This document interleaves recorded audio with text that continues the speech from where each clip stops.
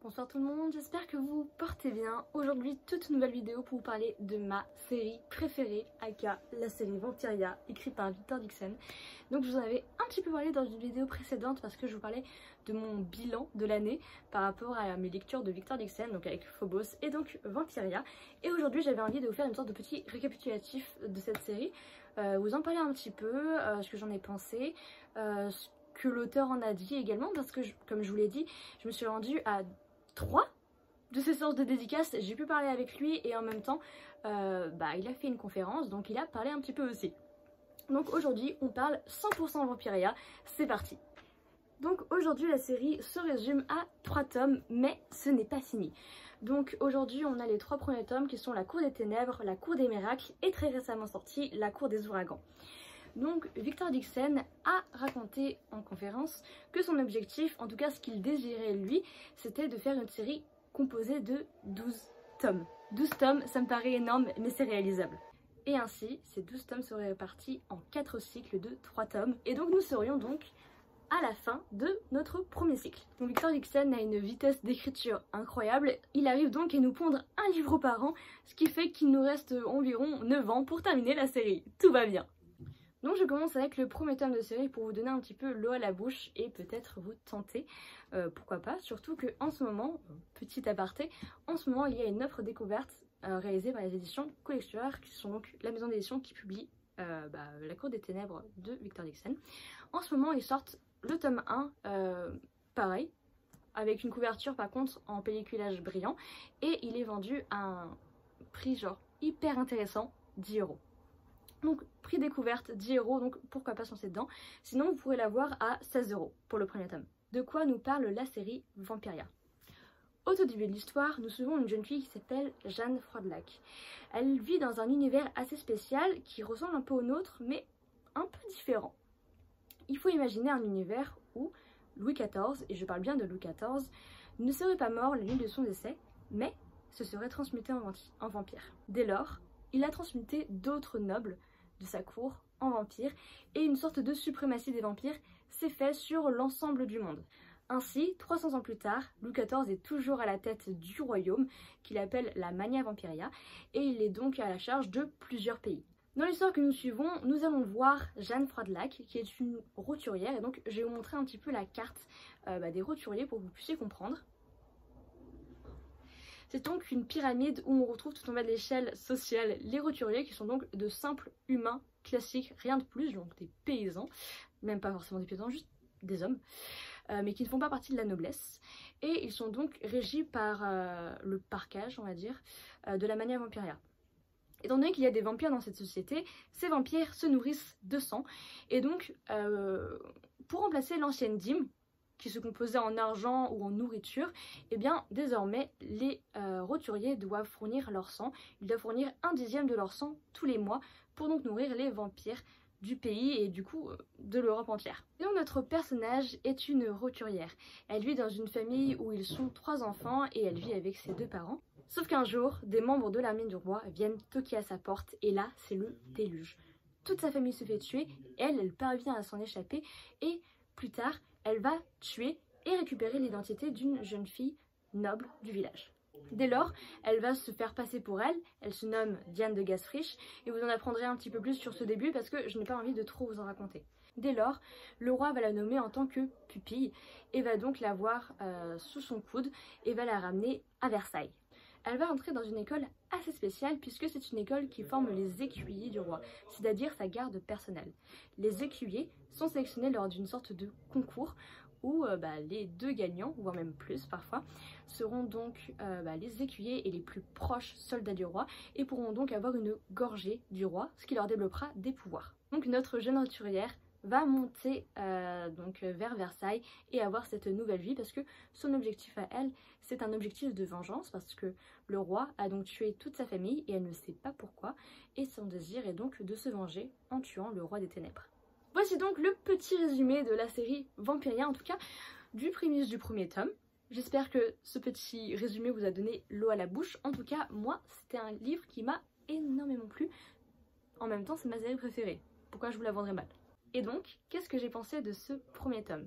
Alors ce premier tome, comme je vous l'avais expliqué peut-être, c'est le premier livre que j'ai acheté de Victor Dixon, que j'ai acheté lors de ma première rencontre avec Victor Dixon, et que j'ai donc pu me faire dédicacer. Tadam! Et donc j'ai lu le livre plusieurs mois après, donc vers novembre-décembre 2021, et là, gros choc. J'avais aucune envie spéciale de lire ce livre, ça me tentait pas spécialement, c'était original. Le résumé me tentait, mais pas plus que ça. Et surtout, je n'aime pas la trope des vampires. En tout cas, je ne suis pas intéressée par cette trope. Donc, je n'avais aucune raison de me jeter sur cette série. Et là, gros retournement de situation. Dès les premières pages, en fait, j'accroche au style de l'auteur, j'accroche à l'histoire, j'adore totalement le premier tome de la série Vampiria. Donc, je suis tombée in love, je suis tombée totalement amoureuse de ce premier tome auquel j'ai succombé en quelques jours seulement. Et je n'ai pas pu m'empêcher d'acheter le second tome que je me suis empressée de faire dédicacer lors du salon du livre jeunesse de Montreuil. Et donc j'ai également le deuxième tome dédicacé, avec bien sûr des goodies. Là, j'adore les goodies. Du coup, genre j'avais un marque-page avec d'un côté le premier tome et de l'autre côté le deuxième tome. Et j'ai également une petite illustration parce que pour les personnes qui se seraient intéressées la série Vampiria, Victor Dixon fait énormément de choses autour de sa série, mais ça j'en reparlerai un peu plus. Et en gros, y a un illustrateur qui est venu dessiner des petites choses. Bien évidemment, je ne vous fais pas de résumé des 3 tomes parce que sinon ça risquerait de vous spoiler, mais je peux juste vous dire qu'ils sont meilleurs les uns après les autres, toujours mieux, toujours plus fort. Vraiment, Victor Dixon, chapeau, parce que je ne pensais pas trouver encore mieux à chaque tome. Donc les 3 prennent l'histoire de Jeanne Froidelac, et donc comme je vous l'ai dit, le premier cycle est terminé. L'objectif de Victor Dixon à travers ses livres, c'est de pouvoir en quelque sorte aborder d'autres thématiques, d'autres manières de raconter l'histoire, et également d'autres lieux. Le premier tome se passe donc à Versailles, et donc là ça parle pas mal de la cour, il y a pas mal de mystères. Dans le second tome, ça se passe à Paris, et donc là c'est complètement du mystère, recherche, enquête. Et dans le troisième tome, ça se passe aux Antilles, et donc là c'est roman de piraterie, parce que oui, nous allons suivre Jeanne à travers un bateau pirate, et j'ai adoré. Et donc, comme l'expliquait Victor Dixon en conférence, ce cycle est terminé, et on ne sait pas trop à quoi va ressembler la suite. Il nous a par contre un petit peu teasé sur le 4e tome qui sortira donc l'année prochaine, et c'est un tome qui pourra potentiellement avoir comme personnage principal Raphaël de Montesino. Pardon Raphaël, j'ai peut-être écorché ton nom de famille, mais en gros, on changera de personnage principal pour avoir un autre point de vue sur cet univers de la Mania Vampiria. Qu'est-ce que je pense de cette nouvelle? Alors, pour ma part, je suis un peu effrayée à l'idée de changer de personnage parce que Jeanne, je m'y suis tellement attachée. C'est une héroïne et surtout une anti-héroïne qui a fait des mauvais choix, mais qui a toujours su se rattraper et qui, par moments, était complètement immorale, et malgré ça, on s'est quand même attaché à elle. On s'est quand même attaché à elle parce qu'elle était extrêmement vivante. C'est un personnage qu'on comprend pas trop des fois, et en même temps on est toujours là derrière elle pour la soutenir du mieux qu'on veut. Et donc c'est vrai que l'idée de changer de personnage m'effraie un peu, mais je me dis que sur 3 tomes on a déjà étalé pas mal de sa vie, et je pense qu'on n'a pas totalement fini avec Jeanne. Je pense qu'on pourra la revoir dans le tome sur Raphaël. Justement, je me demande du coup, est-ce qu'on aura un cycle entier sur Raphaël ou seulement un tome? Parce que j'ai demandé à Victor Dixon comment ça se passerait, il m'a dit que c'était un mystère et que lui-même il divaguerait au gré de ses plaisirs. Et donc on ne sait pas si oui ou non on aura un autre cycle sur Raphaël uniquement, ou si on aura genre un tome sur Raphaël, un tome sur un autre personnage et encore un autre tome sur un autre personnage. Ça, c'est un mystère total. Bien sûr, à la fin du tome 3 de la série Vampiria, il est donc annoncé une petite nouvelle, voilà. Victor Dixon annonce qu'il y aura une sorte de bande dessinée, pas comme Phobos, qui reprendrait l'histoire, mais une bande dessinée sur Vampiria, mais qui reprendrait une sorte d'autre histoire, mais dans l'univers de la Mania Vampiria, qui serait réalisée par un autre artiste, et donc on a quelques dessins à la fin. Donc je vais vous montrer ça là, je pense que ça sera mieux. Je pense pas craquer pour cette série parce que le style de dessin me fait beaucoup penser à des jeux vidéo du style Amour sucré. Et je suis pas trop fan, et bon, voilà, je pense que niveau illustration, je suis beaucoup plus fan des illustrations de l'illustrateur qui a été choisi pour Phobos. Mais pour cette bande dessinée là, je suis pas trop sûre de moi. Quel est le point fort avec Victor Dixon et tous ses livres? Alors vraiment pour moi le point fort de cet auteur, c'est sa volonté à nous immerger dans l'histoire. C'est un auteur qui va aller à fond la caisse en fait. Il ne va pas hésiter à faire de son mieux pour nous plonger totalement dedans. Il va nous faire voyager du début jusqu'à la fin. Première chose qui nous montre que c'est un auteur qui est totalement investi dans ses livres. Déjà dans tous ces tomes, vous allez retrouver déjà des petits portraits des personnages en ivoire. Donc apparemment, donc ça on s'expliquait dans le tome 3, c'est qu'apparemment durant la période de Louis XIV, ou peut-être que c'est nouveau, je ne sais pas, pour se dragouiller un petit peu, tu donnais une sorte de cartouche avec ton visage en mode drague. Et ça a été repris du coup pour les personnages, pour les présenter. Autre détail qui m'a énormément intéressée et qui m'a énormément plu, c'est les cartes. J'adore les cartes et dans chacun de ces tomes il y a une carte. Donc dans le premier on a la carte de la Mania Vampiria. Dans le second tome on a une carte de Paris qui est derrière le rabat. Donc le Paris tel que l'on suit dans l'histoire. Et enfin dans le troisième tome, on a la fameuse carte des Antilles où ils vont voyager à travers les mers. C'est un auteur qui est tellement investi, qui nous plonge tellement dans l'univers que, en plus de cela, il a sorti un jeu de tarot interdit. Qu'est-ce que le tarot interdit? Donc ça reprend le principe du tarot de Marseille que Victor Dixon pratique au quotidien. C'est quelque chose qu'il aime faire et qu'il utilise depuis qu'il a, je sais plus, il me semble 15 ans.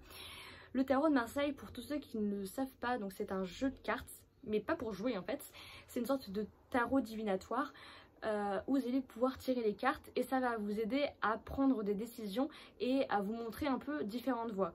On va dire que peut-être que vous, en général, vous êtes comme ça, vous ne voyez pas ce qui se passe autour et en fait le tarot va vous permettre d'ouvrir vos horizons.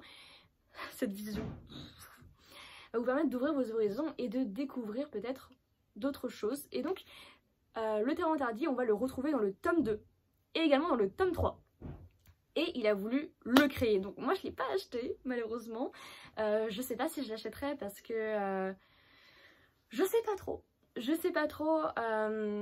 J'ai envie de m'acheter un tarot de Marseille. Mais au niveau des illustrations, j'aurais voulu quelque chose qui soit en rapport peut-être avec l'Égypte ou autre chose. Mais bref, là n'est pas le sujet. Mais en gros, là encore une fois, il va s'attarder sur les détails. Dans le tome 2, on nous parle du tarot interdit. Et donc, il nous a sorti un jeu de tarot interdit où les cartes ont été réalisées selon l'univers de Vampiria avec des vampires, la mort, etc. Bref, vous devinez. Et on retrouve également ce fameux jeu de tarot interdit dans le tome 3. Un auteur qui est encore investi à fond. Il vient chaque année pour faire une séance de dédicace, donc vers le mois de mai, juin, juillet. Et il revient également en fin d'année. Et moi en tout cas je l'avais vu au salon du livre jeunesse de Montreuil en décembre. C'est un auteur qui est en plus extrêmement investi parce que physiquement il fait en sorte de s'habiller selon la thématique de son livre. Donc là lors du salon du livre jeunesse de Montreuil en décembre, il était habillé selon le tome 2, donc une sorte de ghoul. Je sais pas, il était tout en noir, il y a une photo là si vous voulez. Et là, pour la sortie de son 3e tome, il était donc habillé en pirate. Oui. Donc bref, j'adore toutes les activités autour, j'adore le fait qu'on nous plonge constamment dans cet univers. Et il a également fait appel à d'autres personnes. Du coup, comme je vous en avais parlé tout à l'heure, il y a d'autres personnes qui viennent avec lui. Et donc, on a tout d'abord un illustrateur, tadam, qui s'appelle Nicolas Jem, si vous voulez le suivre sur Instagram. Je vous mettrai ici, qui nous fait des petites illustrations dans la thématique de Vampiria. D'ailleurs, j'ai appris en parlant avec lui que c'est lui qui avait fait les couvertures de Ashes Falling from the Sky. Pépite! Et ensuite, on a une autre personne, je ne sais pas si elle a donné son prénom, mais je mettrai sur Instagram ici. Et donc, cette femme s'occupe justement de tirer les cartes. Elle est spécialisée dans ça et elle est reconnue à travers toute la France. Et donc elle vient en tournée avec lui pour nous faire une sorte de tirage de cartes. Donc elle vous étale les cartes devant vous, vous choisissez plusieurs cartes et ça vous dit un petit peu pas votre avenir, mais les choix que vous pouvez faire pour aller vers telle destination. En tout cas voilà, je suis très contente de cette série, ma série préférée, vraiment. J'étais totalement étonnée de surkiffer autant cette série parce que les vampires c'est pas une thématique qui me plaît. À chaque fois Victor Dixon arrive à m'étonner, arrive à me surprendre. On a des plot twists qui sont hyper étonnants. On a également des personnages auxquels on s'attache hyper facilement. C'est des personnages qui sont très pour certains très charismatiques et qui sont aussi très identifiables parce que ils ont vraiment des caractères bien à eux, ces personnages. Et du coup, comme je vous l'ai dit, je me suis fait dédicacer encore une fois le 3e tome de Vampiria, mais également le 2e tome de Vampiria et forcément le 1er tome de Vampiria. Je suis super contente. Donc en tout cas pour moi ça a été une très grande découverte avec un très grand plaisir. J'ai lu toutes ces histoires. Très prochainement sur Instagram je vais sortir du coup un post individuel pour vous parler de chacun de ces livres. Donc comme ça va vous permettre, si vous l'avez lu, de pouvoir découvrir mon avis.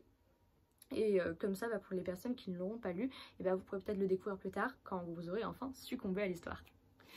En tout cas, je suis super contente que vous ayez regardé cette vidéo et j'espère peut-être avoir pu vous tenter pour lire Vampiria, ma série préférée. En tout cas, je vous remercie d'avoir été là et on se retrouve très prochainement pour une autre vidéo. A plus!